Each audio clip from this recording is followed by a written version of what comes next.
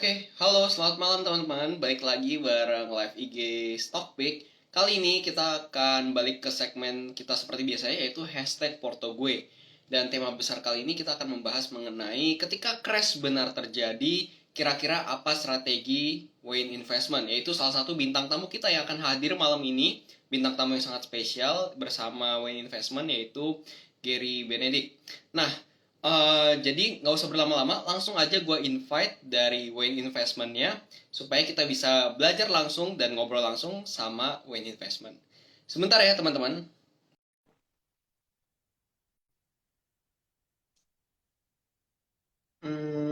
Udah gue invite. Wait.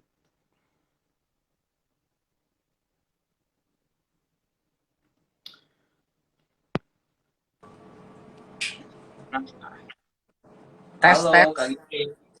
Halo, Aman bro. suaranya? Suara gue Suara jelas gue nggak? jelas, jelas. Suara gue jelas. All good, bro. Oke. Gimana Yes. kabarnya Kak Giri? Kabar baik, bro. Cuman lagi agak kurang sehat nih kebetulan habis dari rumah sakit. Habis Wah. biasalah. Udah tua, kehujanan dikit langsung sakit nih. Iya, iya. Ini Iya, hebat loh, maksudnya thank you banget. Lagi nggak enak badan aja, masih mau sempetin buat IG Live nih sama Stockpick nih. pasti dong, pasti dong. Oke, thank you Apapun Kak lah, Giri apapun untuk kita hadir. lakukan buat topik. Oke Kak, kali ini kita bakal bahas mengenai ketika resesi benar terjadi atau crash benar terjadi di Indonesia ini, kira-kira apa strategi dari Kak Giri ini sebagai co-founder dari Wayne Investment. Soalnya kalau kita lihat latar belakang sekarang tuh gimana ya, menurut gua itu cukup mengkhawatirkan, namun belum direspon pasar. Yang gue lihat bahwa ketika Amerika ini, the Fed tetap akan menaikkan suku bunga sampai inflasinya benar-benar terkendali, dan Indonesia pun baru mengalami kenaikan BBM, di mana memicu terjadinya inflasi biasanya di Indonesia. Nah, Yes. langsung aja untuk talking points kita ada tiga sebenarnya pada hari ini. Yang pertama kita akan membahas tentang market. Yang kedua kita akan membahas hashtag porto gue, yaitu portofolio dari Wayne Investment. Dan yang ketiga kita akan memberikan wejangan atau kultum nih kepada teman-teman. Jadi teman-teman yang mau bertanya langsung aja chat di kolom komentar atau bisa langsung chat ke Wayne Investment atau Stockpick. Oke, Yes. langsung aja kita akan membahas market nih. Menurut Kak Geri, pandangan market sekarang tuh gimana Kak? Secara luas. Nah, ini nih yang menarik nih, dan mungkin teman-teman di sini boleh dicatat juga nih omongan gue bahwa sepertinya dalam 1 sampai 2 tahun ke depan akan banyak sekali orang yang salah memprediksi market. Hmm. Karena menurut Kenapa? gue, kenapa gue bisa bilang kayak begitu? Karena kalau lu memang bener-bener rajin membaca data ekonomi, apa update-update berita dan kondisi dunia nih sekarang, lu tuh sebenarnya harusnya bingung Hmm. bahwa apa yang terjadi secara global itu tidak direspon sejalan dengan market. Itu yang Hmm. aneh menurut gue Ya. ya. Gitu. Terutama di Indonesia nih. Kalau misalkan di market secara global menurut gue sudah mulai sejalan, tapi Indonesia belum. Gitu. Jadi Hmm. agak rancu gitu. Kalau misalkan pandangannya terlalu bullish, sebenarnya kita tidak pantas gitu untuk bullish Hmm. marketnya. Itu sebenarnya. Tapi kalau kita terlalu pesimis, faktanya market itu kuat banget gitu, bro. Jadi Ya. ya bisa-bisa kita, kalau kita ibaratnya kalau opini kita terhadap market itu terlalu fanatik ke satu sisi, menurut gue kita akan sangat sulit untuk menang ya. Gitu. Hmm. Jadi di kondisi market sekarang menurut gue, makanya kalau dalam analis itu selalu ada bilang better kita neutral dulu deh gitu. Hmm. Which is ini menurut gue adalah satu hal yang teman-teman harus perhatikan bahwa we have to be neutral in terms of expectation sama risk itu harus netral gitu. Karena gue juga bingung gitu market kita tuh sebenarnya arahnya mau kemana gitu. Kalau menurut lu Hmm. coba, menurut lu aneh kan gitu kayak market kita Ya. sekarang dari kemarin mencoba untuk tembus di level 7.200 sudah 6 kali dicoba tidak Ya. berhasil, bro. Ya nggak? Ya, biasa Tapi secara teknikal 3 kali aja udah iya banyak kan, tuh. Udah. iya kan seru kan, kayak gila Ya. 6 kali ditembus nggak bisa-bisa, ya kan? Tapi Benar-benar. gue tungguin, oh kalau nggak tembus sampai 5 kali nggak tembus artinya turun kenceng nih, tapi nggak Ya, turun juga enggak. bro, gitu kan? Benar. Jadi sebenarnya maksud gue kayak, ya makanya nih maksud gue kayak dua golongan investor ini tuh lagi sama-sama kuat nih, antara yang super bullish sama yang super bearish nih lagi Benar. bertengkar gitu. Makanya Benar. kita lagi ketemu di tengah-tengah gitu. Nah makanya di kondisi market seperti ini sebenarnya ya kita harus lebih hati-hati gitu menurut gue Ya. sih gitu bro Aldi. Nah, terus kalau kita lihat sentimen yang sekarang baru aja terjadi di Indonesia, yaitu BBM naik. Nah, sebenarnya BBM, gue belum pernah mengalami resesi yang bagaimana di market, karena gue juga belum lama. Tapi mungkin dari Bro Giri, mungkin bisa share sedikit mengenai pengalamannya. Apakah benar ketika BBM naik, itu akan memicu inflasi di Indonesia, atau bisa dibilang awal dari resesi di negara Indonesia, Bro? Iya, oke, gini biasanya itu kita harus paham dulu ya bahwa memang gampang banget kita menilai bahwa hal-hal yang sudah terjadi sebelumnya, oh resesi itu semua ke-trigger gara-gara harga BBM naik gitu, harga BBM subsidi naik. Nah cuman permasalahannya yang sudah-sudah harga BBM itu yang kemarin-kemarin itu naik tinggi karena rupiah kita yang melemah ya. Berbeda dengan kondisi yang sekarang, harga BBM subsidi itu naik dikarenakan harga minyak dunia yang Naik. naik 2 kali lipat lah. Ya Hmm. lu bayangin bro, apa namanya, 2 tahun yang lalu pemerintah bayar BBM Pertalite itu di $7 sorry kok $7, di $50 lah ya minyaknya, even di bawah. Terakhir kan kita bayar tuh di rata-rata di sekitar 90-an ya Hmm. gitu. Jadi yang menurut Hampir gue 2 kali lipat. sebenarnya, ya sebenarnya memang sudah sewajarnya harga BBM subsidi itu dinaikkan. Itu sangat wajar Hmm. menurut gue. Ya karena kalau tidak itu kan akan memakan budget-budget yang lain Ya. gitu. Nah, cuman memang kenaikan BBM subsidi itu adalah trigger dari inflasi, itu benar. Karena memang Hmm.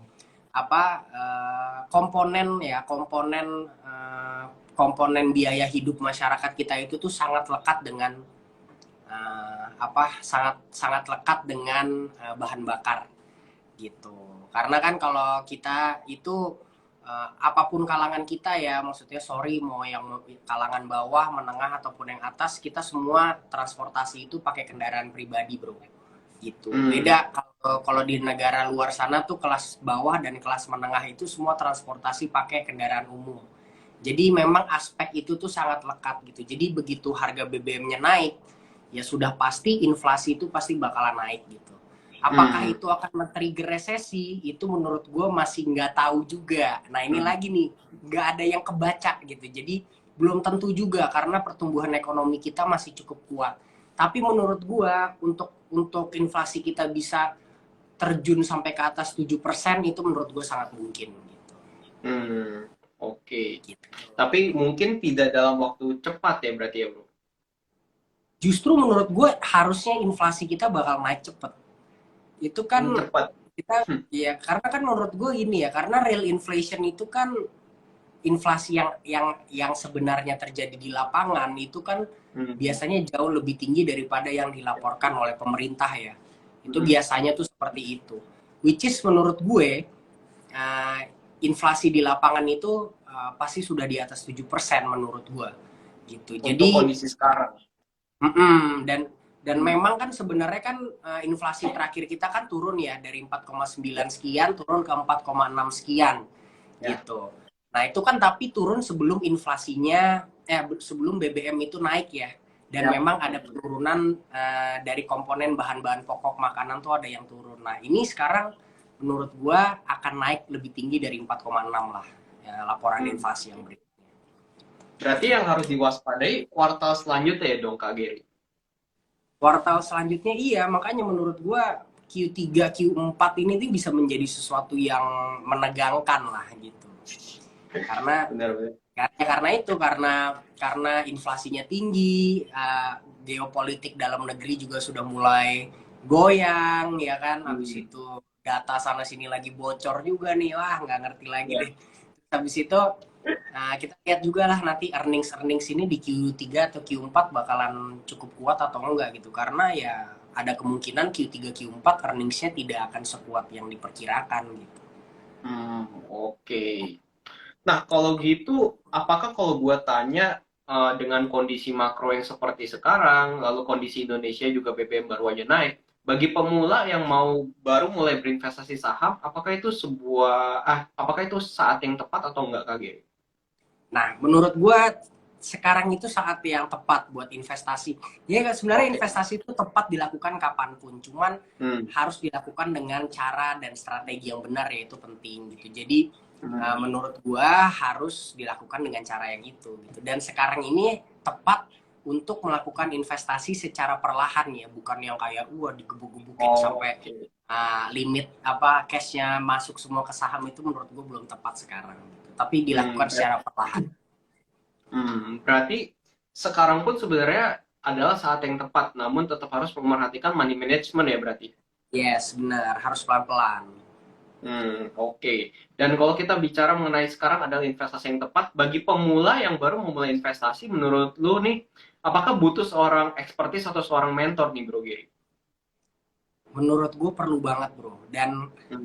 Dan justru sekarang adalah waktu yang enak karena lu gampang untuk lu mudah untuk menemukan orang yang ekspertis atau mentor yang tepat sama lu tuh jauh lebih gampang, karena ya salah satunya karena ada Stockpick ini juga Ya. sebenarnya. Lo sebuah wadah di mana teman-teman investor yang punya skill, yang punya aspirasi itu bisa sharing strategi mereka, portofolio mereka dan segala macamnya. Kita kan dulu yang investasi mau mulai dari mana aja bingung, bro, mau ngobrol sama Ya. siapa bingung kita dulu. Gitu. Jadi Benar. ya Oke. Gue juga setuju sih sama mungkin ini dari pengalaman pribadi gue juga. Gue mulai saham ini mungkin cukup beruntung karena gue membeli sebuah workshop nih Kak Geri. Karena dari oh situ gue melihat teman-teman gue yang angkatan corona waktu tahun 2021 kena bantingan yang lumayan kenceng pas awal-awal tahun. Itu gara-gara mereka nggak tahu apa yang mereka lakukan dan nggak tahu apa yang mereka beli, mereka banyak yang cabut. Nah, sedangkan gue bersyukur gue membeli sebuah workshop di mana waktu itu gue mendapatkan seorang mentor dan gue jadi tahu apa yang harus gue lakukan. Ketika emang ada saham-saham yang bagus dan emang potensinya tinggi di masa depan ya gue hold. Untuk saham-saham yang memang kinerja jelek ya gue cut loss. Dan gue juga setuju banget zaman sekarang ini mudah sih untuk mencari seorang mentor. Karena ya, salah satu di Stockpick aja kita adalah platform yang transparan untuk melihat investor yang transparan. Kalian bisa langsung belajar dan invest bareng secara transparan, teman-teman. Dan di mana salah satunya ini ada Wayne Investment juga nih, sebagai Kak Giri, sebagai mentor di Stockpick. Jadi buat teman-teman yang langsung aja pengen belajar dan invest bareng Wayne Investment, bisa download Stockpick. Nanti kalian bisa cari dan kalian juga bisa langsung tinggal invest bareng dengan satu tombol aja. Nah, sekarang karena kita udah bahas kondisi makro dan Indonesia sendiri, gue pengen ini Kak Giri, bahas isi portofolio lu yang ada di Stockpick. Kira-kira strategi portofolio lu menghadapi market yang sekarang ini gimana sih? Oke, gue izin oke. share porto lu ya Kak. Nanti gue Boleh, boleh. balikin kamera. Oke, wait, gue balikin kamera dulu. Nah, kurang lebih.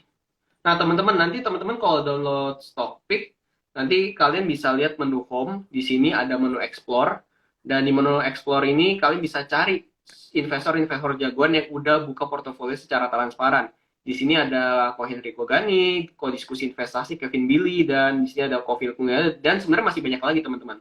Tinggal search saja. Nah, di sini karena kita mau bahas portofolio dari Kak Gary, kita akan membuka portofolio dari Wayne Investment nih. Di sini sebenarnya Wayne Investment ada porto banyak nih, ada dua ya Kak yang lu buka di Ada sini. dua. Iya. Nah, cuman kita akan bahas yang from zero to hero. By the way, ini kelihatan nggak Kak? Kelihatan cuman agak agak burem-burem gitu sih, tapi nggak apa-apa sih, bro, gue masih Oke, bisa lihat. oke, kayaknya internetnya agak lemot ya. Ya udah. Oke, okay, oke. Okay. Tapi aman kan bro? Aman, aman, aman. Oke, jadi kita akan bahas portofolio Wayne Investment yang from zero to hero nih.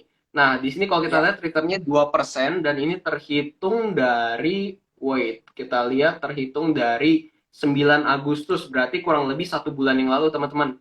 Return portonya ya, 2% dibandingkan IHSG 1,8%. Berarti masih bisa dibilang return porto ini berhasil beat the market ya, Kak Giri. iya.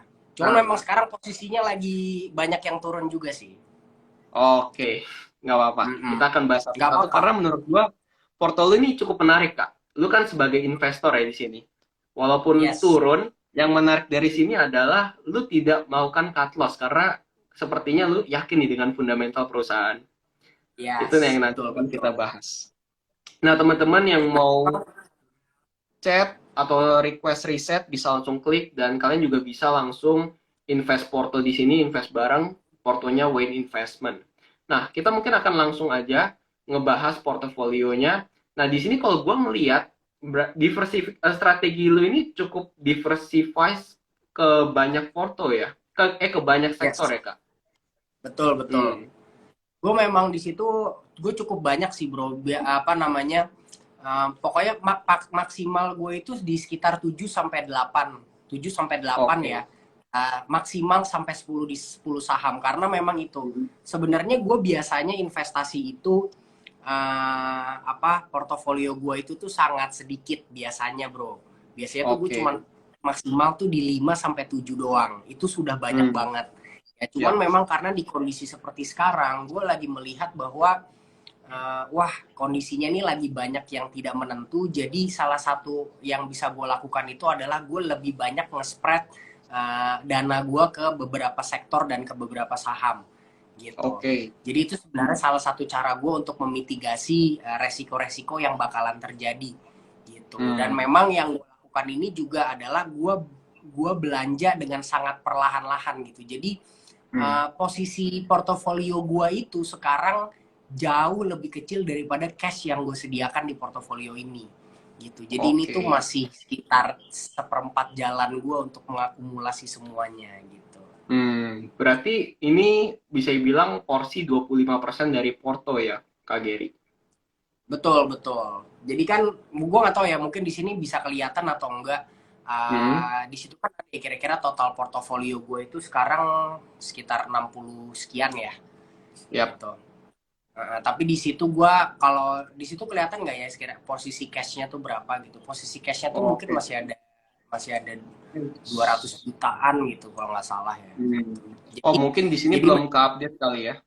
ya jadi memang yang strategi yang gue lakukan tuh seperti itu Bro Aldi. Gue diversifikasi ke Hmm. banyak saham, ke banyak sektor dan saham-saham yang gue pilih itu gue akumulasi secara perlahan dan periode Atau akumulasi ya. eh atau apa DCA berarti ya, Kak Geri ya. Yes, benar. Dollar cost averaging secara perlahan-lahan gitu. Jadi Oke. periode gua akumulasi saham itu tuh sampai 6 bulan lebih gitu. Jadi Hmm. ya jadi kira-kira ini kan portofolio gue bikin baru 1 bulan ya gitu. Yap. Jadi nanti setelah dalam 6 bulan ke depan fokus gue itu adalah untuk mengakumulasi saham-saham yang ada di pilihan gue ini gitu. Oke, menarik. Gue juga setuju sih. Kadang untuk kita mempertahankan aset, diversifikasi itu adalah sesuatu yang hal yang bisa salah satu strategi yang bisa dipakai juga berarti ya, Kak. Yes, yes. Sedangkan dengan kondisi market sekarang untuk agresif, centralized atau kita memilih stock picking satu, dua atau tiga saham aja cukup berisiko Yes. karena sekali turun takutnya juga bisa membuat penurunan porto kita secara signifikan. Nah, Yes. oke, langsung kita bahas aja isi saham-sahamnya nih. Jujur saham-sahamnya ini cukup menarik nih menurut gua. Nah, yang Ya. pertama ini ada, seperti ada Arko. Yes. Nah, Arko nih ada Oh, Arko. Arko itu sebenarnya trading nih, Bro. oke. Nah, Arko nih sebenarnya trading nih. Udah 2 kali dia plus tapi gue nggak jual. Iya. Oke. Cuman cuman gue nggak mau jual karena gue memang menunggu harga yang tepat untuk gue beli lagi ya gitu. Jadi mungkin sekarang Hmm. kalau Arko sekarang nih harga berapa sih? Arko ini memang saham baru IPO ya sebenarnya ya. Cuman dia itu, gue sambil ngecek ya, sambil bisa ngecek harga. Ya mungkin Arko di sekitar harga 590, 585 gitu gue mau buy lagi tuh. Gitu. Jadi gue nggak pernah jual saham ini karena gue merasa bahwa gue masih bisa jual di sekitar level 700, gue mau taking profit di situ. Gitu. Jadi memang salah satu kelebihan gue yang mungkin orang melihat bahwa melihat itu sebagai kelemahan itu adalah gua adalah orang yang mampu menahan loss itu cukup besar, bro, gitu. Tapi gua loss itu gua tahan bukan karena gua berharap ini akan kembali lagi ke modal ya, gitu. Beda. Kayak ada saham-saham yang gua ambil dan lossnya gua itu banyak gitu, ataupun gue cuma loss sedikit aja itu gue buang kalau gue memang conviction gue udah nggak tinggi.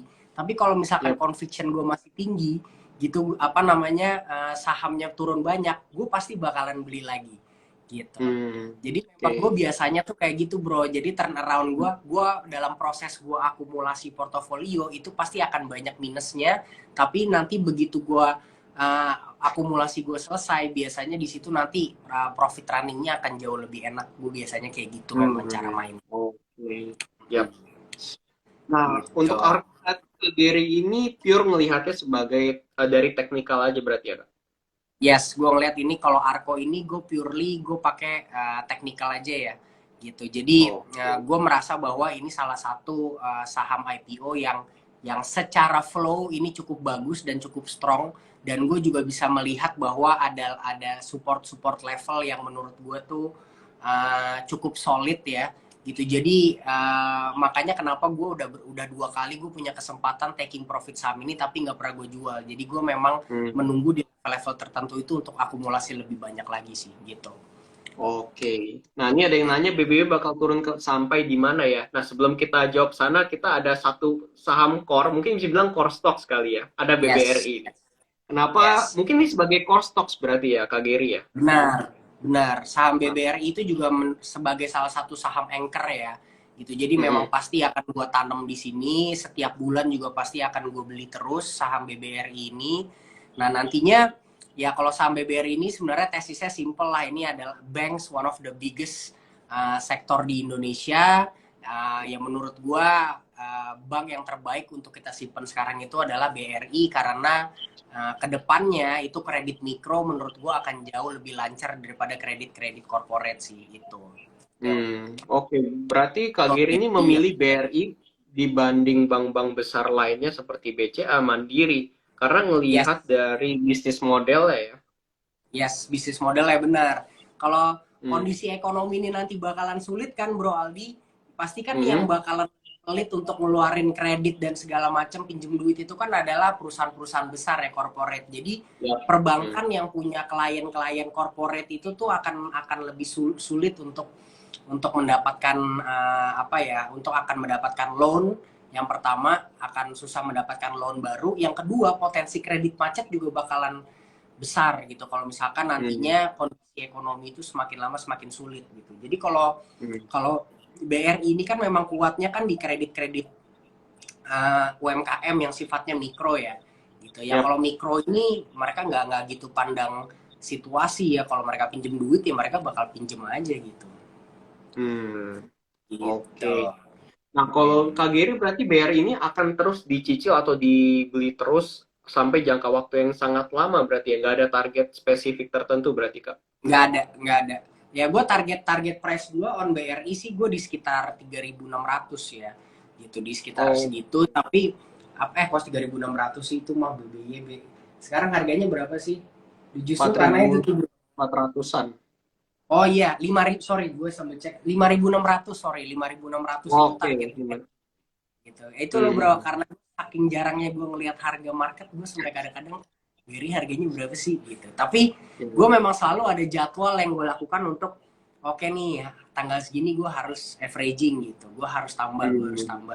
Jadi itulah hal yang gue lakukan di portofolio gue ini, yang sebenarnya gue pengen teman-teman juga ikutin adalah lu sebagai investor zaman sekarang itu tuh satu, lu nggak usah takut akumulasi gitu. Yang pertama, Hmm. yang kedua lu jangan takut untuk lu jangan terlalu menjadi investor yang dikit-dikit ngeliatin market, dikit-dikit ngeliatin market, enggak gitu. Tapi ya pokoknya selama lu stick to the plan, tiap bulan lu tambahin aja terus ke saham-saham yang menurut lu memang bagus gitu. Oke. Nah, sekarang kita masuk ke saham yang tadi ditanyakan. BBYB. Sebenarnya gue juga penasaran nih, Kak. Gue sebenarnya jujur Yes. sempat trading di BBYB dan gue ngelihat lu nih bisa nge-hold BBYB sampai minus 16%, di mana gue waktu itu udah 5% cut loss gitu. Dan gue penasaran apa yang membuat lu yakin untuk ngasih hold saham BBYB nih, Kak. Oke. Nah, ini menurut gua ini juga lagi-lagi ya. Gua nih adalah orang yang hoki banget sama BBYB, Bro. Gue Oke.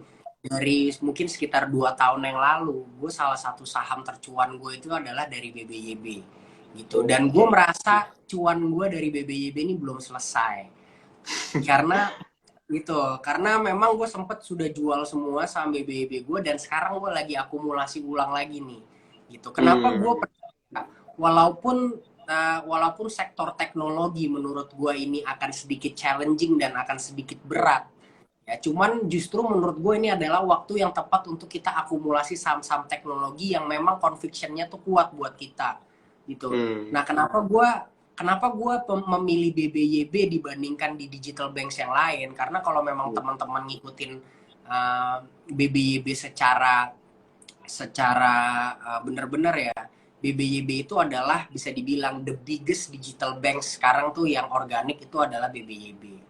Hmm. Di saat Arto sekarang cuman punya user sekitar 5 jutaan, BBYB itu active usernya 5 juta gitu. Hmm. Jadi pengguna BBYB itu mungkin sekarang udah 15 sampai 20 jutaan range-nya tuh gitu. Oke. Jadi dan mereka tuh digital lending products-nya tuh mereka juga sudah jalan semua gitu. Jadi kalau lu korek-korek sebenarnya mereka itu adalah digital banks yang menurut gue punya performance paling bagus. Mereka itu nge-hit target market yang paling tepat. Jadi kalau gue bilang siapa yang bakalan jadi leader digital banks di Indonesia, menurut gue BBYB itu salah satunya nanti gitu. Dan Hmm. mereka kan juga masih punya banyak rencana untuk melakukan right issue ya. Dan di tahun ini kan Ya. mereka belum ada right issue sama sekali nih Hmm. gitu, which is harusnya mereka melakukan right issue di harga 1.200.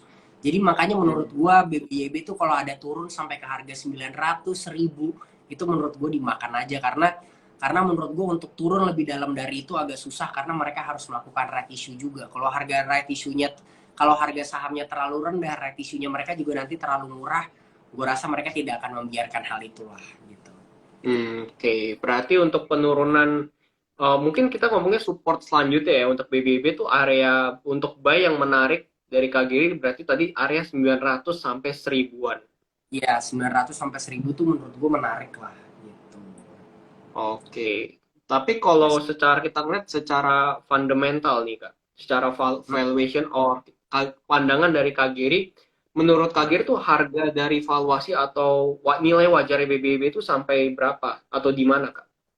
Nilai kalau menurut gue pribadi ya, nilai wajar Hmm. BBB buat gue tuh 3.600 gitu. Oke. Jadi Hmm. menurut gue Hmm. gitu. Nah, ini ada yang bilang kan BBB Q3 ini bakalan profit atau enggak.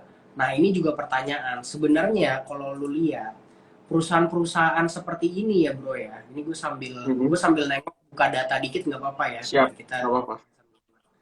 Nih, kalau misalkan kita lihat perusahaan-perusahaan kayak BBYB ini sebenarnya mereka di Q2 itu juga almost profit ya gitu. Jadi Hmm. kita harus melihat nih bahwa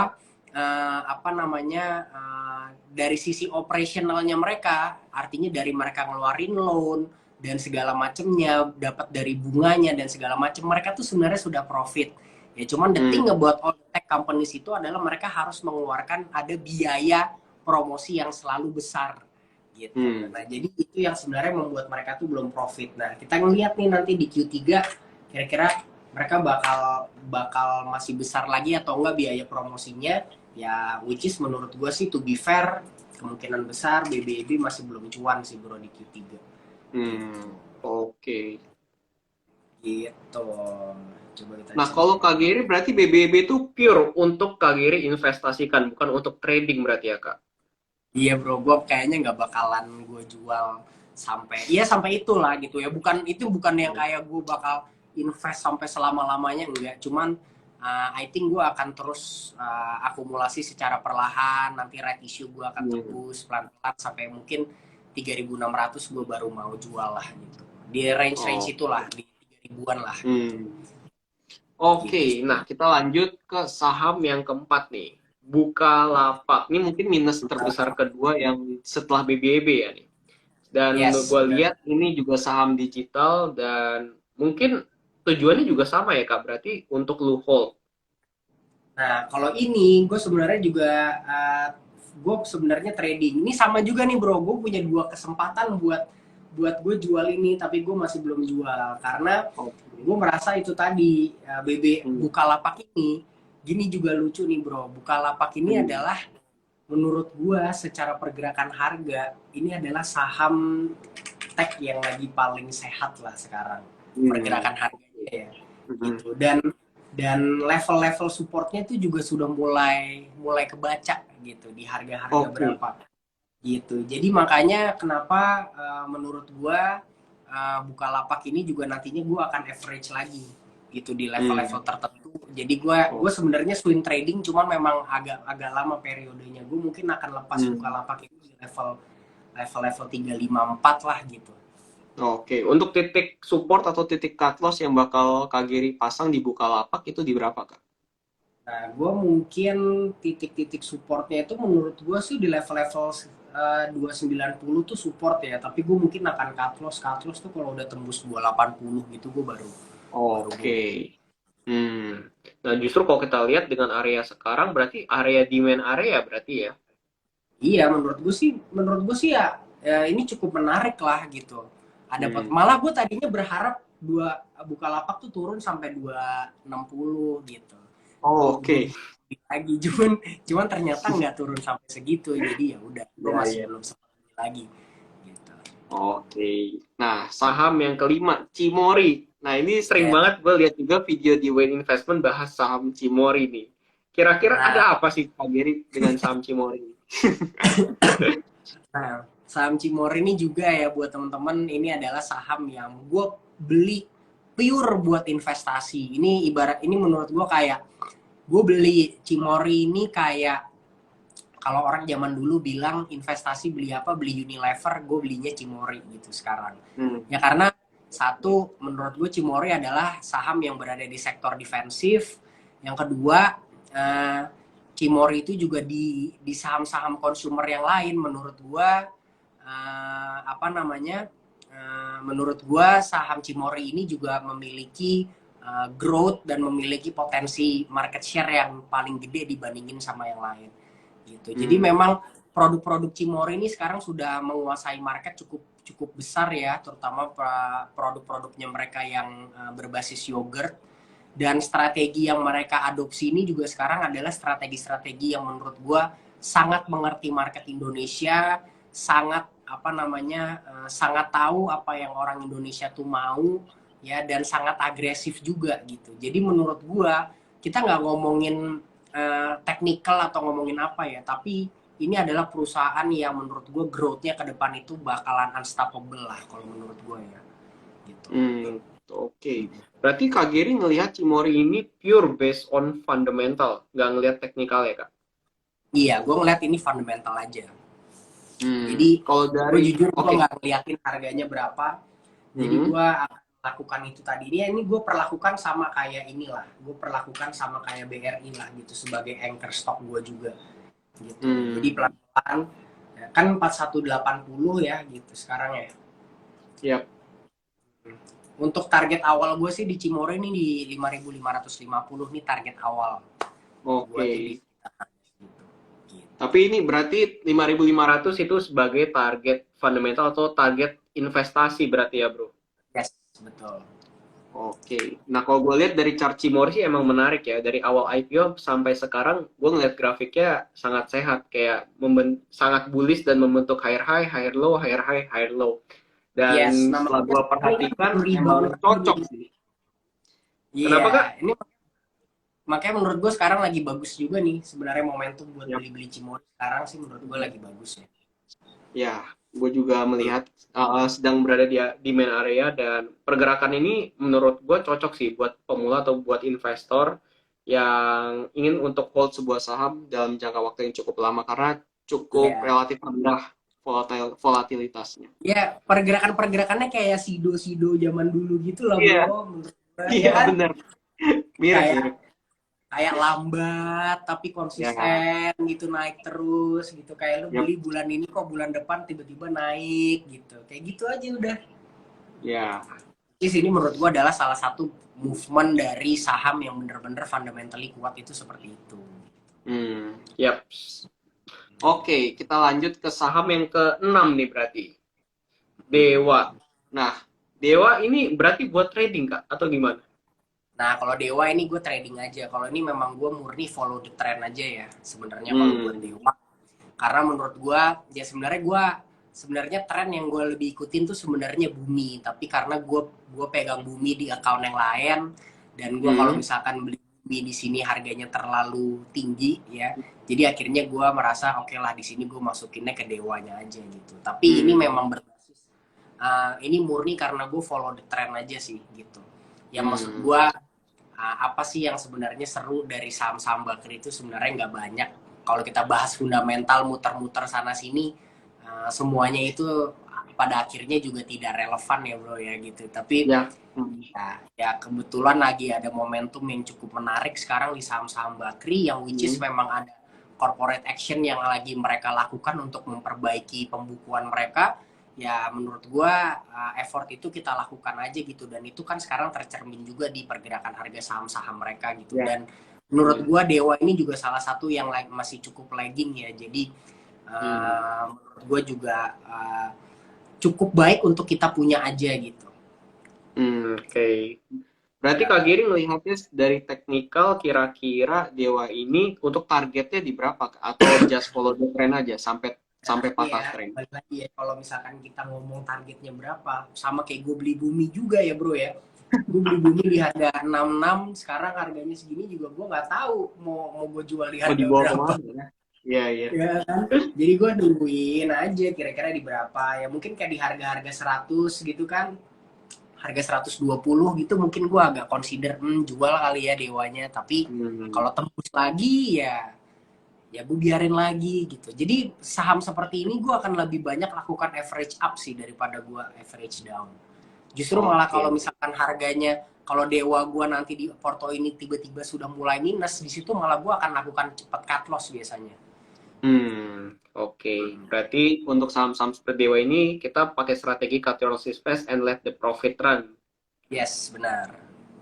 Oke. Nah, lanjut ke saham ke-7 berarti nih. Yang mungkin Yes. minusnya juga cukup besar yaitu Smart Friend. Di mana menurut gue ngelihat hari ini dibantingnya lumayan juga ya. Kalau kita lihat Nah, hari itu ini, juga sih bro. hmm, Gue juga sebenarnya ini friend adalah saham yang ada kemungkinan gue juga hmm, akan lakukan cut loss juga sebenarnya bro. Karena gue juga oke. agak lumayan, karena gue juga agak lumayan kaget sebenarnya dengan pergerakan bantingan yang cukup kuat. Kalau lo lihat hari ini volume jualannya kuat. Tadinya gue Ya, memang agak tahan-tahan. Ini juga sebenarnya sama nih. Gue kemarin udah untung lumayan gede juga di sini, tapi karena gue ya, tahan, akhirnya gue minus. Tapi ya nggak apa-apa. Menurut gue itu worth the risk ya gitu. Cuman ya. sebenarnya Friend itu adalah saham yang secara fundamentally banyak story-story yang masih menarik ke depannya gitu. Cuman gue Ya. masih merasa gue belum tahu apakah story-story itu akan terjadi dalam waktu yang cepat atau enggak gitu. Jadi apa namanya mungkin dengan ngelihat dari pergerakan teknikalnya gue rasa kayaknya Friend ini harus gue lepas dulu sekarang sih gitu. Oke. Jadi mungkin Berarti besok kalau ada Friend, down sedikit gue harus jual. Friend kemungkinan akan di cut loss di dekat-dekat harga sekarang berarti ya Kak Giri. Ya gue lihat lah besok kalau misalkan besok arahnya tiba-tiba opening merah lagi ya gue langsung Mhm. buang gitu. Kira-kira Oke. Tapi gue juga arahnya setuju sih. juga Friend ini sebenarnya sangat menarik dari story-story yang beredar ya. Apalagi kemarin tuh Moratel IPO. Di yes mana benar. sebenarnya kalau kita ngelihat secara fundamental atau prospek ke depan perusahaannya, Friend ini bisa dibilang turnaround company di mana dengan adanya Benar. Moratel dan eh, kalau dilihat dari laporan keuangan dia, EBITDA-nya udah positif, udah naik berapa persen waktu itu. Itu sebenarnya sangat menarik. Apa kalau kita untuk menunggu di kuartal-kuartal selanjutnya rilisnya laporan keuangan. Cuman memang untuk jangka pendeknya teknikal sekarang kurang bagus sih. Gua akuin juga volume hari ini cukup mengerikan Ya, dari bantingannya. menurut gue mengerikan. Jadi makanya bener banget, gue setuju sama lu. Kalau kita menutup mata nggak ngelihat teknikal, secara fundamental, secara story, selama semuanya itu intact, ya menurut gue itu aman-aman aja gitu. Tapi Yap. itu lagi sebenarnya teknikal itu kan juga sebenarnya bisa menjadi acuan buat kita nih orang yang awam yang tidak mengerti apa-apa. Tiba-tiba ada pergerakan seperti ini, ada apa namanya, ada major movement di market ini, pasti yang jualan itu tahu sesuatu sebelum kita kan, sebenarnya kan gitu ya. Yap. Gampangnya itu kita membaca market ya nggak sih, gitu. Jadi Benar. tiba-tiba ada yang ngebuang friend sebanyak ini tuh pasti ada something yang Iya, kita masih ada belum tahu, ya Hmm. kan? Gitu. Jadi menurut Ya, gua kayaknya pasti. kayak kita cabut dulu aja deh gitu. Oke. Nah, ini saham ke-8, LPKR. Nah, Iya. kalau LPKR, Kak Giri ngelihatnya ini sebagai saham fundamental or technical, Kak? Berarti. Nah, ini gue melihatnya hanya sebagai saham teknikal juga nih. Gue jadi following the trend. Oke. Yang menurut gue seru juga karena LPKR nih pelan-pelan dia naiknya cukup banyak gitu kan. Dan sekarang karena kemarin dia sempat break dari apa namanya, gue ngelihat kan ini saham yang udah konsolidasi lama di bawah Yap. gitu. Jadi dia memang sempat downtrend cukup kenceng. Terus habis itu dia konsolidasi ini di bawah cukup lama nih, di range sekitar 100 sampai 106. Akhirnya dia break moving average 50 dan sekarang dia lagi bullish cukup bagus. Jadi gua apa namanya?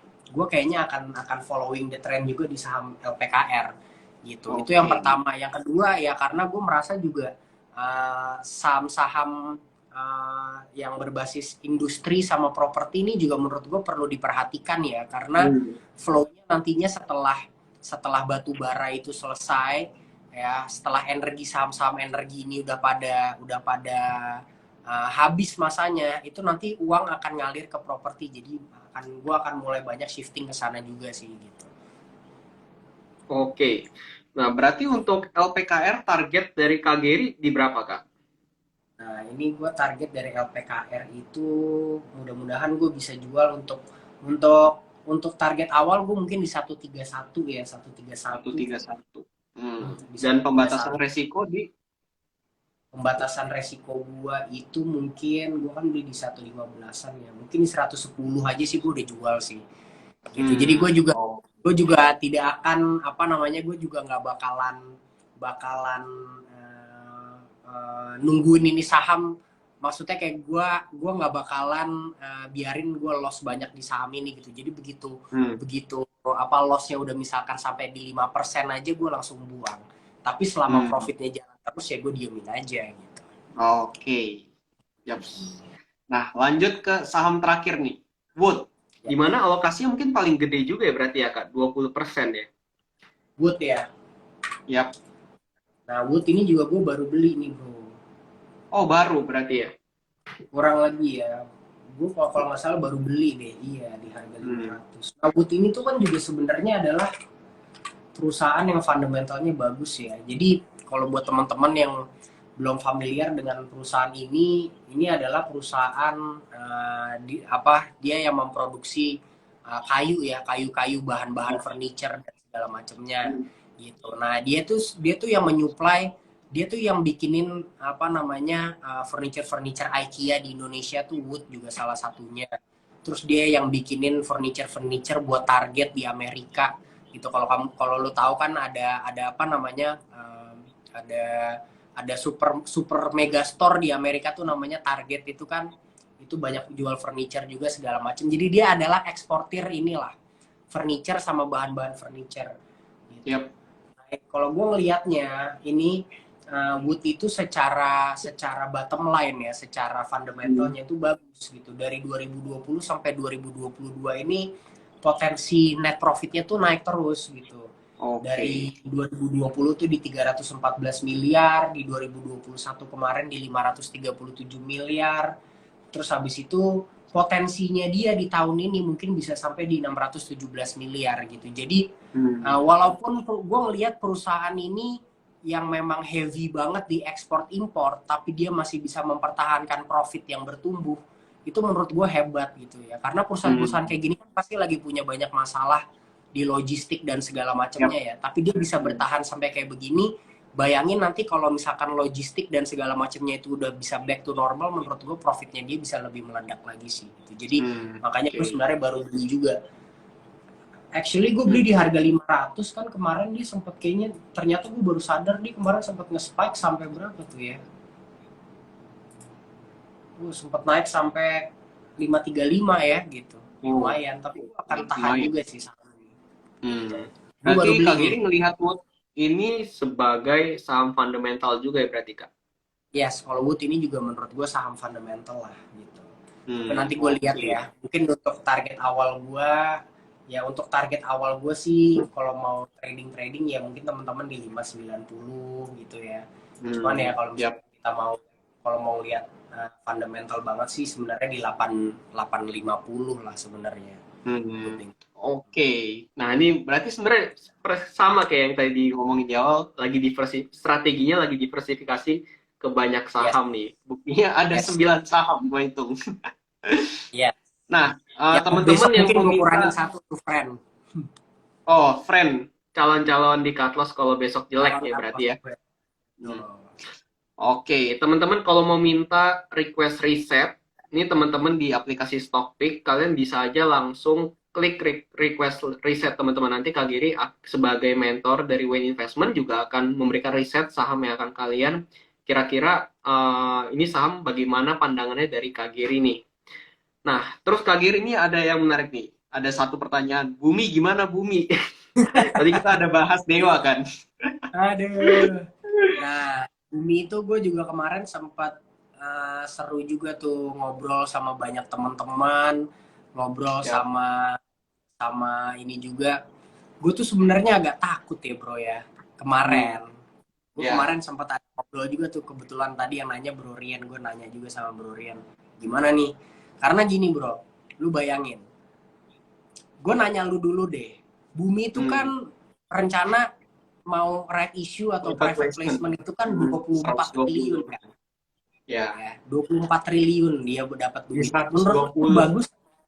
Ya, menurut di harga 120 kan. Menurut lu bagus atau enggak? Menurut gua bahaya. Hah? Menurut gua bahaya. Soalnya Kenapa? kalau kita ngomongin 24 triliun di harga 120, market cap sekarang tuh 25 triliun. Yes. Dan itu kalau kita hitung harga teoritis ya kemungkinan besar dari private placement di harga 120 itu ya bakal turun dulu ke arah-arah 120. Cuman apa yang jadi masalah, yang jadi kita bingung kan malah harganya dikerek naik terus. Sekarang hari ini naik lagi Nah, hampir 10%. Nah, itu dia. jadi yang gue pikirkan lagi adalah walaupun private placement-nya jelek, tapi mungkin ada something yang bikin harganya naik atau ada hal-hal yang belum kita tahu nih yang membuat harganya naik gitu. Iya, Jadi mungkin aja ada backingan di belakangnya, kita belum tahu siapa. Cuman isu-isunya ya ada grup besar lah yang mau masuk ke bumi ini. benar-benar. Memang salah satu yang membuat bumi itu sangat kuat itu adalah memang ada big owner baru lah ya, ada pihak konsolidasian baru yang mau masuk ke bumi, dan itu big names dengan manajemen yang strong dan segala macamnya. Cuman kita tidak boleh lupa bahwa bumi itu adalah mereka juga punya banyak kesalahan buat investor yang sebenarnya itu ya sebenarnya jahat juga ya, bisa dibilang gitu. Nah jadi gue kemarin sambil cerita dikit ya bro ya, kegundahan gue pada waktu gue ingat banget Bumi itu kan nyampein dia ngerilis newsnya itu kan bahwa akan placement di harga 120 dan lain-lain. Itu kan di hari Jumat kalau nggak salah, hari Kamis atau hari Jumat gitu. Hari Kamis atau hari Jumat gue ngobrol sama teman-teman, menunggu hari Senin nih, kira-kira buminya bakal naik atau bakal turun. Nah, jadi gini bro, bumi itu right issue di harga 120 ya. Tapi Yap. harga nominalnya itu di harga 50 ya. Hmm. Jadi kalau lo hitung berdasarkan accounting ya, mungkin kalau teman-teman yang sering ngitung fundamental itu juga paham bahwa 120 harga right issue, ada harga nominal right issue di harga 50, artinya ada selisih kan bro. Benar Ya. nggak? Nah, Hmm. selisihnya itu masuk ke mana? Selisihnya itu masuk ke agio saham namanya. Ya kan? Hmm. Agio saham itu di dalam pembukuan itu dicatatkan masuk ke dalam laba. Hmm. Bayang nggak? Ya. Jadi Hmm. pada saat nanti new owner yang ngambil placement ini, otomatis dia akan dapat itu cuan 2 kali. Dapat dari Ya. right issue-nya, pertama, kedua dapat dari laba yang sebenarnya Laba. secara hak itu sudah milik dia. Ya. Gue mungkin ngejelasin agak susah, tapi memang konsep ini agak-agak menyusahkan lah. Jadi Hmm. sebenarnya intinya di placement yang baru ini, harga yang didapetin sama investor yang baru mau masuk ini bukan 120 bro intinya. Intinya harganya di 76. Hmm. Jadi Oh. berdasarkan hitung-hitungan gue harusnya ada kemungkinan bumi bisa turun lagi ke 76 gitu. Tapi Hmm. gitu tapi ya akhirnya itu tidak terjadi lah gitu. Akhirnya gue udah mikir nih, wah gila gimana dong kalau misalkan bumi right issue dengan harga rata-rata yang dihitung-hitung menurut hitungan gue di 76. Habis itu kita juga sebagai investor terdilusinya sampai gila-gilaan. Ya gue pikir tadinya bakalan turun, tapi ternyata market bereaksi Hmm. lain. Ya gue juga jadi happy-happy aja, malah gue ada nambah bumi lagi hari ini. Oke. Gitu. Nah, mungkin tadi kita udah bahas banyak Hmm. eh, dari saham dan mungkin nih gue juga khawatir live-nya cuma bisa sejam ya di IG ya. Sebenarnya kalau kita mau Yes, yes. ngomongin bisa banyak nih. Cuman mungkin dari kata-kata terakhir deh dari Kak Geri untuk menutup live malam ini. Kira-kira ada nggak yang pengen disampaikan ke teman-teman yang nonton nih? Oke. So, teman-teman yang nonton hari ini ya, mudah-mudahan kalian terus gunain aplikasi Stockpick ya. Kalian juga follow Win Investment juga di Stockpick ya. Mudah-mudahan dari situ kita teman-teman bisa punya inspirasi, bisa menemukan cara investasi yang cocok buat kalian. Itu karena yang pengen gue tawarkan ke teman-teman itu adalah gue nggak pengen teman-teman itu investasi tapi bingung gitu, kayak gimana nih, gue takut ketinggalan harga, gue takut apa segala macam. Jadi gue pengen memberikan solusi investasi yang aman, nyaman, dan pastinya cuan gitu. Jadi di kondisi yang sekarang memang lagi kurang menentu, yang lagi banyak resiko-resiko global, meskipun market kita masih relatif kuat, gue mengajak teman-teman untuk menjadi investor yang lebih hati-hati, untuk menjadi investor yang lebih smart dan dalam memilih saham dan juga melakukan diversifikasi yang baik ya, sampai nantinya kondisinya sudah aman, barulah kita akan investasi secara full agresif untuk mengambil cuan yang sebanyak-banyaknya. Tapi untuk sekarang Hmm. kita lebih baik hati-hati dulu. Kira-kira itu sih Bro Aldi. Oke, gue juga mungkin bantu nyimpulin juga dari awal. Sebenarnya Ya. kalau kita lihat dari kondisi market sekarang ini agak aneh ya. Maksudnya dengan berbagai sebenarnya sentimen yang jelek, namun di market ini belum tercermin. Yaitu dari negara Amerika yaitu akan menaikkan suku bunga sampai inflasi tertekan, di mana itu mungkin menjadi hal yang buruk bagi negara-negara berkembang seperti Indonesia karena ada daya tarik investor untuk menarik uangnya kembali ke Amerika. Dan dari Indonesia sendiri kita bisa melihat BBM baru aja naik, di mana itu memicu inflasi di Indonesia biasanya karena bahan bakar naik akan memicu juga bahan-bahan baku lainnya untuk naik. Dan sebenarnya secara kalau kita lihat kondisi sekarang itu tuh udah mulai berasa teman-teman, kayak kita beli makanan jadi lebih mahal, kita ngeluarin duit bensin 30% lebih besar daripada sebelumnya, dan itu sebenarnya udah indikasi yang kurang baik untuk ekonomi sebenarnya. Dan tapi untuk menekan hal itu bukan berarti kita tuh nggak bisa mulai berinvestasi saham. Investasi saham itu bisa mulai kapan aja. Di kondisi seperti sekarang, walaupun market belum jelas arahnya mau naik atau turun, kita bisa memakai strategi yaitu money management yang baik, yaitu kita mulai mencicil saham-saham yang ada potensi naik walaupun dalam jangka pendeknya akan mengalami penurunan karena krisis. Tapi karena kita belum ada yang tahu kapan krisis akan terjadi, kita bisa melakukan cicil DCA atau dollar cost averaging, atau kita memakai dana yang kecil. Kalau dari Kagiri sendiri tadi kita belajar dia masih menggunakan dana sekitar 25% dari keseluruhan cash-nya.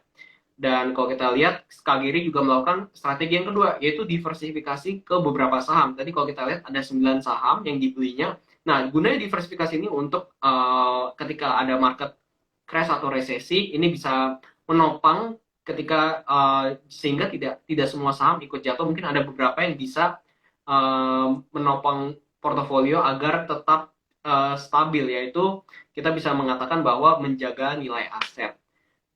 Oke, mungkin kok dari gue kurang lebih kesimpulan seperti itu. Jadi buat teman-teman jangan lupa follow Wayne Investment. Kalian bisa belajar banyak dari Wayne Investment, dan jangan lupa juga follow Stockpick dan download Stockpick. Dan karena kalian bisa lihat portofolio secara transparan di Stockpick, salah satunya adalah mentor kita kali ini yaitu Wayne Investment. Thank you Kak Gary untuk live-nya today. Thank you banget Dan bro. thank you juga Sampai teman-teman. ketemu lagi. Yap, sampai ketemu. Cepat sembuh Kak. Yes, Lagi thank kurang you, enak thank you. badan. Iya. Oke, bye-bye. Thank you Bye. teman-teman.